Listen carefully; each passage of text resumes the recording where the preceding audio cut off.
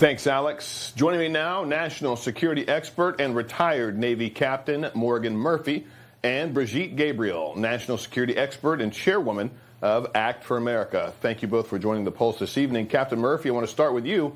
Now, we've seen Iran's level of defiance pick up over the last 24 hours. Are these peace talks just about to collapse? Dave, it's great to be with you. No, I don't think so. One projectile doesn't mean the deal is off, but it does mean that we've got some work to do, and the framework that we're reaching towards has 60 days to come together.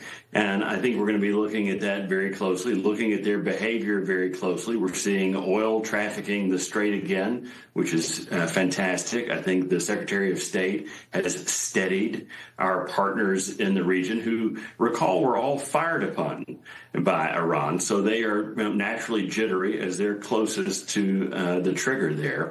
But I think we are progressing, and we're seeing oil prices drop, as you mentioned, down.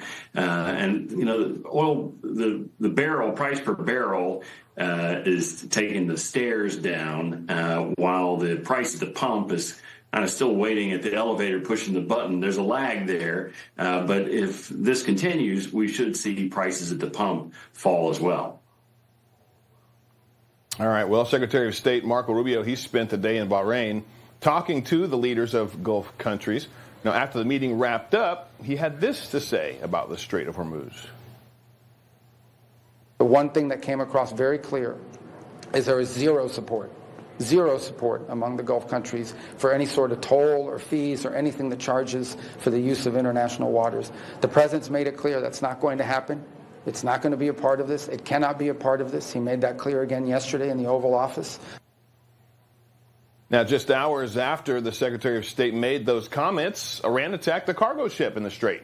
Brigitte, what message are they sending? And could this blow up the entire agreement? Well, the Iranians are emboldened because of this MOU. We want it more desperately than they do. So they feel they have the upper hand right now. And you've got Rubio visiting the Gulf states trying to calm them down because I tell you they are extremely unhappy with this MOU. You know, I read Arabic, so I scan all the Arabic media every morning. And you cannot believe the betrayal that they feel that they were not even considered to sit at the table and be included in the decision that affects them directly. Because remember, it was the Gulf states that received the majority of Iranian missiles, even more than Israel.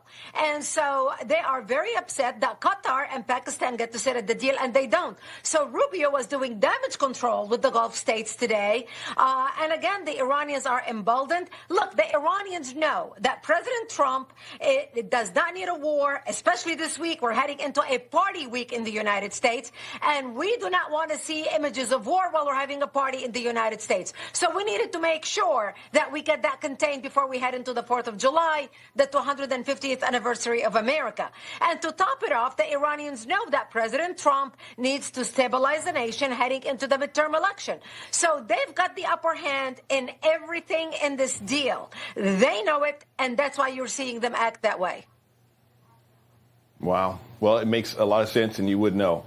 Now to Capitol Hill. The Senate just voted to reject a war powers resolution, which would have forced President Trump to withdraw troops from hostilities with Iran.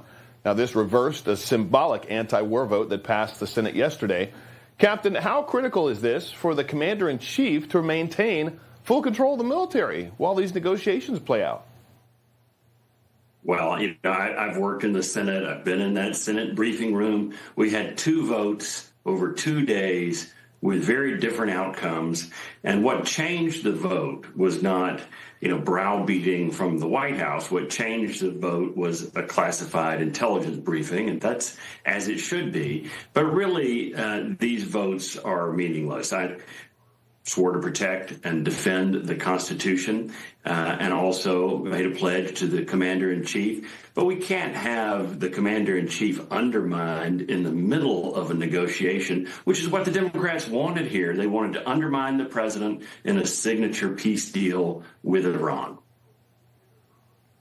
Yeah, it sure seems that way. Well, Brigitte, final thoughts to you. How do you think this ceasefire is going to play out with Iran? Are they going to continue to fire on other ships in the Strait? You say that they feel like they have the upper hand. Are they going to negotiate or comply at all with America?